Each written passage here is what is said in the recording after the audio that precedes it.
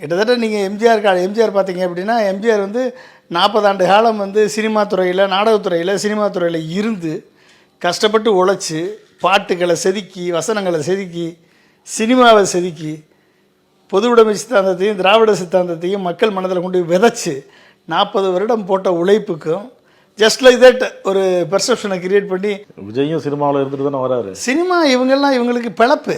எம்ஜிஆருக்கு அது கிடையாது. எம்ஜிஆருக்கு அது வந்து ஒரு தனது கருத்துக்களை விதைக்கக்கூடிய ஒரு டூல். இவங்களுக்கு அது பிழப்பு. இவங்களுக்கு பணம் கொடுக்கக்கூடிய, பணம் காய்க்கக்கூடிய மரம். இப்போ விஜயோ இப்போ இருக்கக்கூடிய நடிகர்கள் எடுத்துக்கோங்க. எந்த நடிகராவது மக்களை திருத்துவதற்கு படம் எடுத்திருக்காங்களா? மக்களுக்கு நல்ல சிந்தனைகளை கொடுப்பதற்கு படம் எடுத்திருக்காங்களா? இவர்கள் ஆடிய ஆட்டமும் டான்ஸும் பாடிய பாட்டும் இவர்கள் நடித்த நடிப்பும் இவர்கள் விதைத்த வன்முறையும் இவர்கள் எடுத்த போதை கலாச்சாரங்களும் இவர்கள் எடுத்த துப்பாக்கி கலாச்சாரங்களும் இவர்கள் எடுத்த ரவுடித்தன அரசியலும் ஹீரோயிசமும் இன்றைக்கு எப்படிப்பட்ட ஒரு சமுதாயத்தை உருவாக்கியிருக்கோம்? எம்ஜிஆர் அப்படி ஏதாவது ஒரு பாரத்தை நடிச்சிருக்காரா? சொல்லுங்க. இவங்க என்ன சினிமாவில் வந்து மக்களை திருத்துறதுக்கோ மக்களுக்கு நல்ல கருத்துக்களை விதைப்பதற்கோ இவர்கள் வந்து உழைச்சிருக்காங்க. இவர்கள் ஒரு என்டர்டெய்னர்ஸ், அவ்வளோதான். என்டர்டெய்னர்ஸ்.